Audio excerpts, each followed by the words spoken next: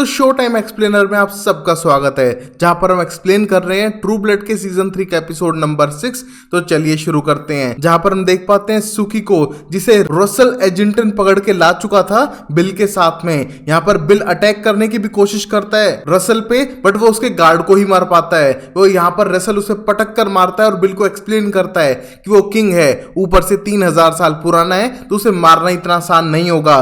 और वहीं लोरेना और एरिक दोनों शौक थे कि यहाँ पर बिल पकड़ा गया है, और इस मोमेंट पे बिल को मिल चुकी थी डेथ सेंटेंस, जहां पर लोरेना को उसे अपने हाथ से टॉर्चर करते हुए उसे मारना पड़ेगा। जिस मोमेंट पे लोरेना ये करना तो नहीं चाहती है, बट किंग के कहने पे उसे करना पड़ेगा। और यहाँ पर किंग टैलबर्ट से परेशान है, क्योंकि वो गुस्सा है कि ये सारे पर्सनल झगड़े वो घर पर क्यों लेके आने लग रहा है। जिस मोमेंट पे एरिक को ऑर्डर देता है किंग कि तुम सुकी को लेके लाइब्रेरी में वेट करो और मुझे उसका इंटरव्यू लेना है। जिस मोमेंट पे सुकी चिल्लाने भी लगती है और बिल भी बोलता है जाने से पहले कि सुकी की जान बचा ले एरिक। बट यहाँ पर एरिक किंग के लिए काम कर रहा था और वो पकड़ के ले जाने लगता है सुकी को सीधा लाइब्रेरी की तरफ, जहां पर सुकी पूछती है कि तुम तो आ नहीं रहे थे यहाँ पर, तो तुम क्यों आए हो। जहां पर वो एक्सप्लेन करता है कि वो किंग के लिए काम कर रहा है और जितना तुम कम बोलोगी तुम्हारे लिए अच्छा होगा। और उसके ज्यादा बोलने पे मुंह बंद करके सीधा उसे लाइब्रेरी के अंदर ले जाता है। जहां जाने से पहले लोरेना और सुकी के बीच में झगड़ा भी हो चुका था बिल को लेके, जहां पर सुकी को लगता है कि अगर लोरेना ने मारा बिल को तो वो उसे काट देगी। बट यहाँ पर लोरेना सुकी पे गुस्सा है, क्योंकि ये सब उसी की वजह से हो रहा है ना। अगर वो होती तो यहाँ पर बिल को डेथ सेंटेंस मिलती ही नहीं। बट हम देखते हैं यहाँ पर उसको खींचते हुए ले जा रहा था एरिक, जिससे कि वो कुछ ना बात करे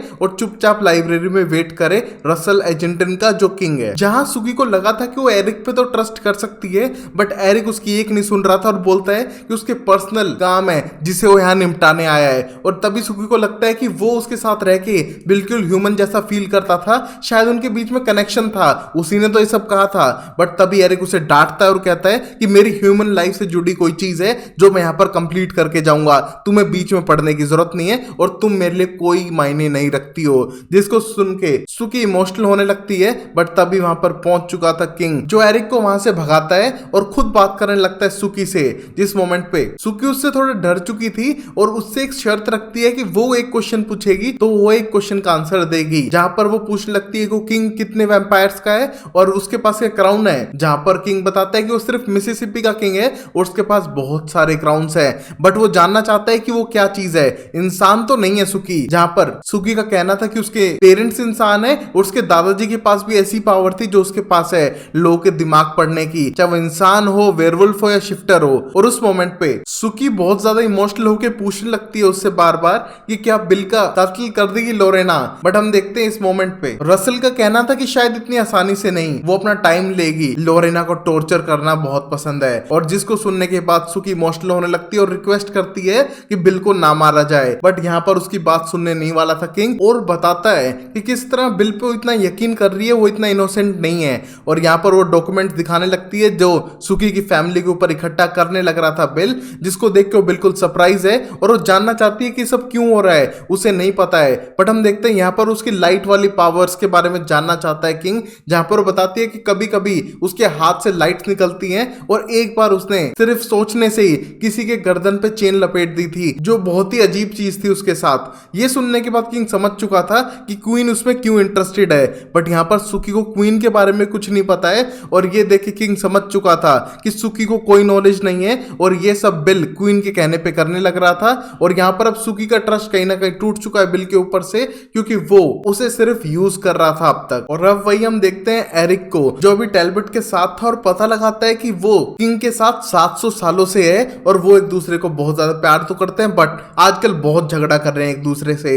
जहां पर किंग वहां पर आता है और सुकी को एक रूम में बंद करवाता है। और यहाँ पर हम देख पा रहे थे कि किंग एरिक को लेके क्वीन के पास जाने का प्लान बनाता है, जिसको देख के टैलबर्ट बिल्कुल भी खुश नहीं था। वो चाहता था कि वो भी कहीं बाहर जाए, बट किंग उसे इन्वॉल्व नहीं कर रहा था। जहां पर वो गुस्से में अंदर जाने लगता है और इस मोमेंट पे एरिक किंग की हेल्प इसलिए कर रहा है क्योंकि कहीं ना कहीं वो उससे बदला लेना चाहता है, बाप का, भाई का, दादा का, सबका बदला लेगा एरिक उससे। और यहाँ पर वो चुपचाप प्लान एग्जीक्यूट कर रहा था जिससे कि किंग को कुछ भी ना पता चले और वो उससे रिवेंज भी ले ले अपनी फैमिली का, जब वो एक इंसान था। जिस मोमेंट पे वो दोनों जाने लगते हैं कार में सीधा क्वीन सोफियान के पास, जहां रास्ते में किंग पूछने लगता है कि सुकी के साथ तुम तो प्यार में नहीं हो। बट तभी एरिक एक्सप्लेन करता है कि वो इंसानों के साथ कोई इन्वॉल्वमेंट नहीं रखता है, वो उसके लिए कोई मैटर ही नहीं करती है। जिस मोमेंट पे वो कहीं ना कहीं इंटरेस्ट दिखा रहा था किंग में, जिससे कि किंग उस पर ट्रस्ट करे, जहां पर वो पूछने लगता है कि कहीं ना कहीं एरिक ने उसके वेयरवुल्फ को भी मारा है। तभी एरिक कहना चाह रहा था कि उसने सुकी को बचाने के लिए नहीं मारा उस वेयरवुल्फ को, बल्कि वो सुकी के पास बिल के बारे में पता करने गया था।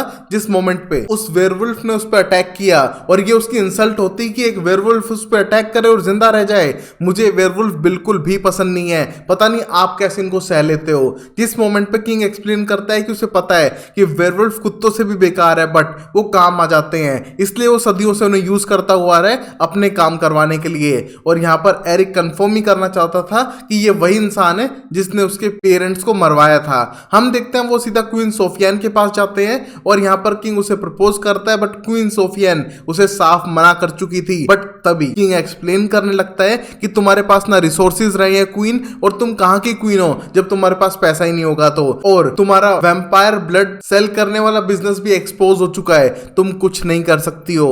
और यहाँ पर क्वीन सोफियान बोलती है कि उस पर कोई इल्जाम नहीं लगा सकता है, क्योंकि उसने सारे इल्जाम एरिक पे लगवा दिए हैं और वो बिल्कुल सेफ है। बट तभी एरिक वहां पर आके उस पर अटैक करता है और बोलता है कि मैं तुम्हें मार सकता हूं क्योंकि मैं तुमसे ज्यादा पावरफुल और स्ट्रांग हूं, बट अब तक जो तुम्हारी रिस्पेक्ट थी वो सिर्फ तुम्हारे पोजीशन के लिए थी, जो अब नहीं है। वो अब किंग को सर्व करता है, जहां पर अब क्वीन के पास कोई ऑप्शन नहीं था किंग से शादी करने के सिवाय, जो सिर्फ ऑन पेपर शादी होगी। ये एक दूसरे में बिल्कुल भी इंटरेस्टेड नहीं थे, सिर्फ किंग को लुजियाना एरिया पे अपना पावर चाहिए थी, जिसके लिए वो शादी कर रहा था। तो अब हम देखते हैं लोरेना को, जो बहुत ज्यादा इमोशनल है क्योंकि उसे अपने हाथों से बिल को मारना पड़ेगा। बट हम देखते हैं बिल चाहता है कि वो जल्दी कहानी खत्म करे उसकी, वो उसे नहीं झेल सकता है। जहां पर लोरेना अपना ब्लड बिल के ब्लड में मिलाती है, जिससे कि वो उसके लास्ट मोमेंट में भी साथ रहे, ना कि सुकी।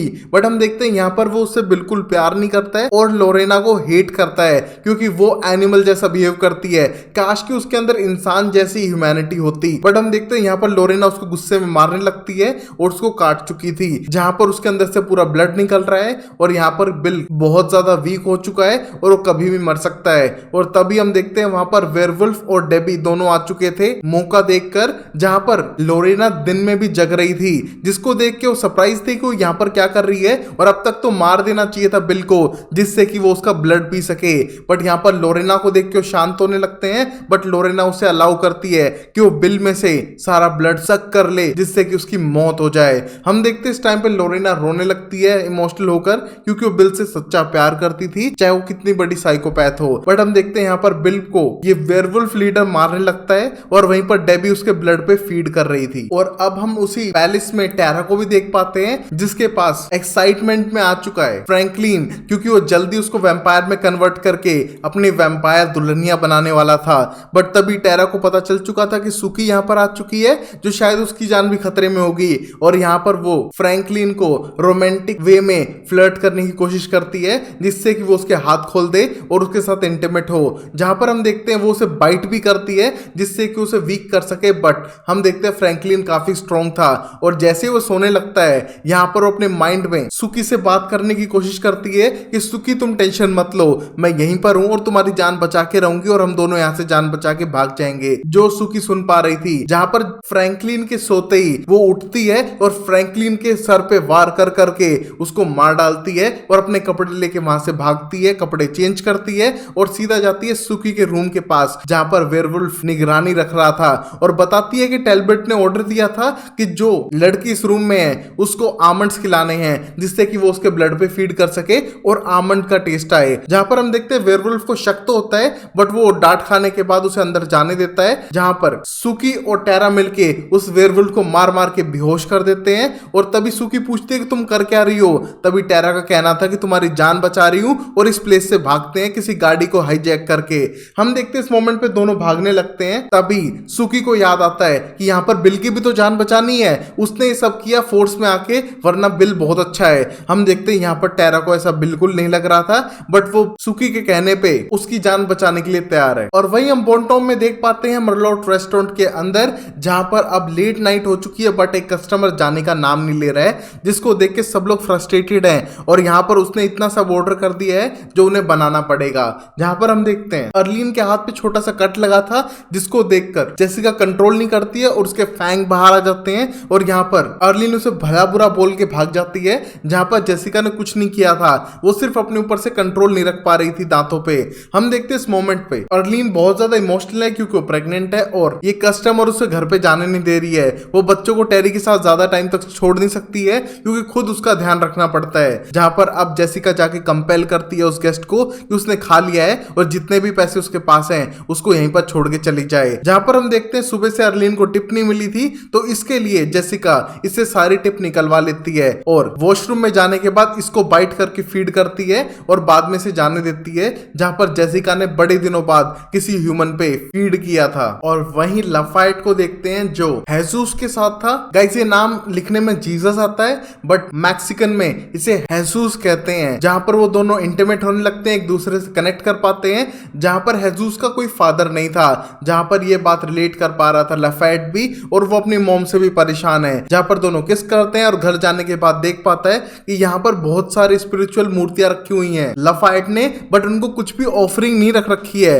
दान में नहीं रख रखा है, जो बिल्कुल गलत है। चाहे वो टकीला शॉर्ट्स ही क्यों ना हो, रखना जरूरी है। हम देखते हैं इस मोमेंट पे दोनों इंटीमेट होने ही वाले थे बट तभी बाहर वही लोग जिनसे लफायट डील करने वाला था आके उसकी कार को तोड़ने लगते हैं। जहां पर लफायट और हेसूस मिलके उस बंदे को पटक पटक कर मारते हैं। जहां पर उसके पास पैसे नहीं थे कार रिपेयर के लिए बट अब लफायट वो पैसे लेकर रहेगा। जहां पर हम देखते हैं हेसूस को पता चल चुका था कि यहाँ पर लफायट वैम्पायर ब्लड और क्रिस्टल मेथ ये सब सप्लाई करता है, तो बिल्कुल भी अच्छी बात नहीं है और वो अपने घर जाना चाहेगा। जहां पर अब लफायट का दिल टूट चुका है, जिसे देख के लफायट उसे वापस छोड़ने जाता है। और इस मोमेंट पे हेसूस को बिल्कुल भी यकीन नहीं हो रहा था लफायट जैसा बंदा वैम्पायर ब्लड सेल कर रहा होगा। और उसी रात को हम देख पाते हैं जेसन को भी जो इंटीमेट होने लग रहा है क्रिस्टल के साथ में। जहां पर हम देखते हैं क्रिस्टल पे उसका दिल आ चुका था बट तभी क्रिस्टल एक स्मेल महसूस कर पाती है अपने पास और बोलती है कि उनका मिलना बिल्कुल भी सही नहीं है, अब से वो कभी भी नहीं मिलेंगे और प्लीज उसका पीछा छोड़ दे। और ये कहने के बाद वहां से भाग जाती है और जेसन को लगता है कि थोड़ी क्रेजी नहीं हो गई है, जब भी मिलती है अच्छे से बात करती है, फिर एकदम क्रेजी होकर उससे दूर भाग जाती है, शायद कोई प्रॉब्लम है। बट यहाँ पर क्रिस्टल किसी से डर रही थी जिसके बारे में वो जेसन को बता नहीं पा रही है। और अब सुबह हम देख पाते हैं सैम को जो अपने भाई के साथ अच्छा टाइम बिताने लग रहा था बट तभी उसकी मॉम वहां पर आ जाती है। जिस मोमेंट पे सैम को पूछने का मौका ही नहीं मिला कि यहाँ पर जोली और टॉमी के बीच में क्या प्रॉब्लम चलने लग रही है। जहां पर हम देखते हैं उसकी मॉम अकेले में बात करती हैं टॉमी से और बताती हैं